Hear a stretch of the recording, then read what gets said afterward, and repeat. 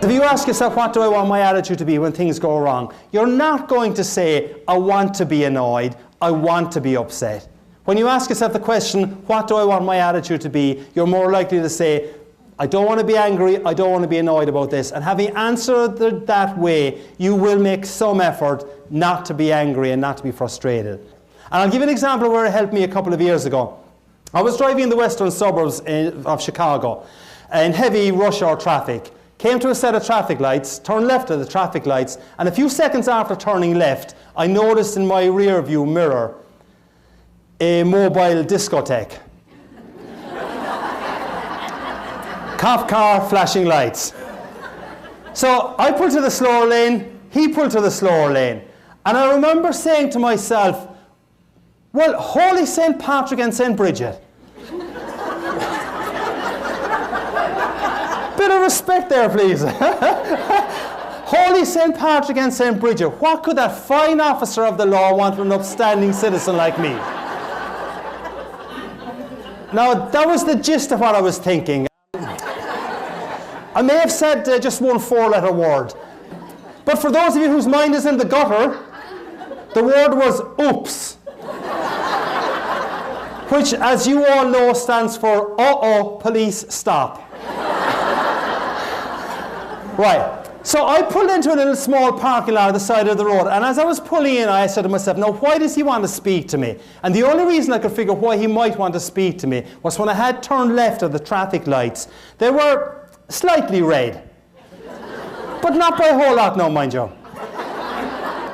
He is there on his computer checking me to see if, in my case, I'm a member of the Irish Republican Army, or even worse, a Cubs fan. Go White Sox! I have to tell you, depending on who I'm speaking to, I obviously try and put in a kind of an answer to that gets a reaction. But when I was speaking up near the Green Bay area a couple of years ago, I made the comment that the cop was checking to see if I was a member of the Irish Republican Army, or worse, a Packers fan. I didn't think I would get out of that room alive. So he was there checking my computer to see what my record was like. And I asked myself the question that I said you should ask when things go wrong. So I asked myself the question, what do I want my attitude to be? And I said there's no point in being antsy and annoyed about this. He probably doesn't understand the concept of slightly red lights. So in my side mirror... Conor Cunneen, Irishman Speaks here, offering you some simple tips, tricks and techniques on adding humor to your presentation. If you like what you see, please hit the subscribe button, and below in the video description you will find a link to get 53 humorous quotes and flubs that you can use in any presentation. So in my side mirror I see him walking up towards me, and this being Chicagoland area, I prayed that he had an Irish name. I pray that he had this vision of Ireland, that the roads are still unpaved, that milk is brought to the creamery via donkey and cart, and that traffic lights, if they exist at all, are, well, basically advisory. I look up. Officer Schmidt, who proceeded to tell me in minute detail what I had done wrong. He asked for my license and he asked for my insurance. Now, none of this is made up, I promise you.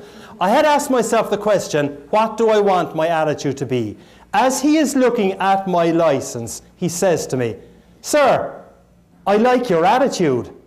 I'm thinking, woohoo, I'm getting away with this.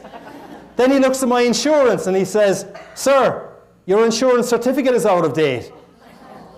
My wife normally looks after that, officer. He smiled. I think he realized he was dealing with one more administratively incompetent husband. Ladies, you know the story, I'm sure. And he just handed back the insurance certificate to me. Now, I should tell you that this event happened on the 16th of March. Okay? One day before St. Patrick's Day.